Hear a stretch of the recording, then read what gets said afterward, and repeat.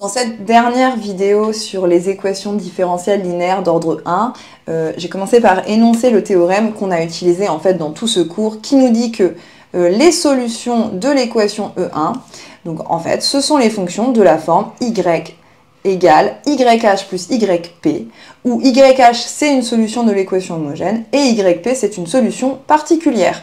Et on a vu qu'on pouvait toujours en trouver une en utilisant la méthode de variation de la constante. Et que c'était d'ailleurs, ça revenait à un calcul de primitive, dont on est sûr qu'elle existe puisque la fonction considérée est continue. Regardons un exemple, regardons l'équation y' plus y égale t sur R. Je résous l'équation homogène, ça me donne l'ensemble des fonctions qui à t associent c exponentielle moins t. Je trouve une solution particulière en utilisant mes petites recettes, puisqu'ici je suis dans le cas où a vaut 1, donc est constante, et où le second membre est polynomial. Les solutions, d'après mon théorème, sont donc les fonctions qui à t associent c exponentielle moins t plus t moins 1, où c appartient à R.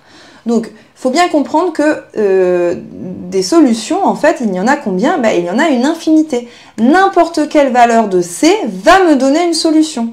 On les a toutes représentées ici sur le dessin, donc on a une infinité de solutions, et si je n'ai pas d'autres conditions, eh bien, j'ai une infinité de solutions de E.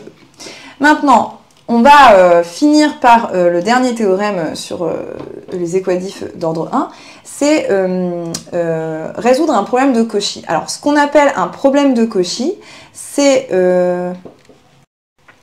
la donnée d'une équadif d'ordre 1 ici, donc y' plus ay égale f de t, mais aussi de ce qu'on appelle une condition initiale, ici, y de t0 égale y0, avec t0, quelque chose qu'on connaît, et y0 aussi.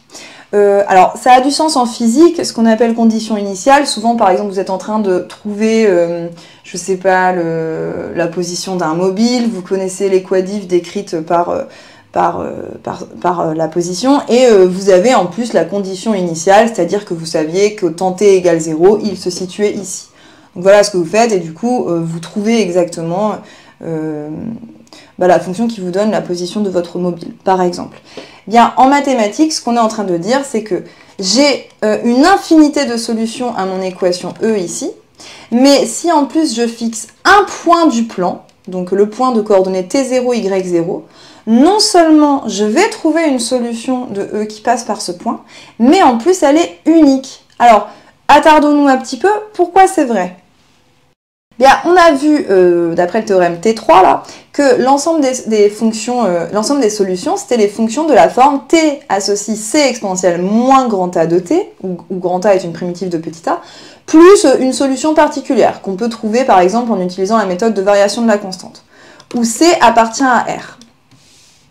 Eh bien, la donnée d'une condition initiale, en fait, va nous imposer la valeur de grand C.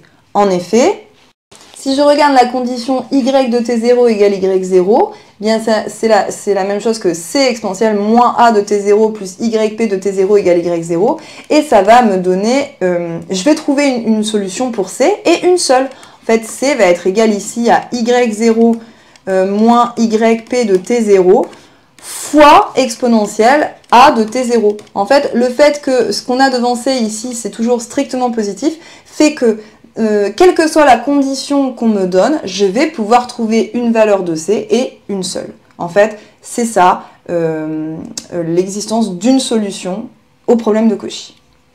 Et l'unicité, bien sûr.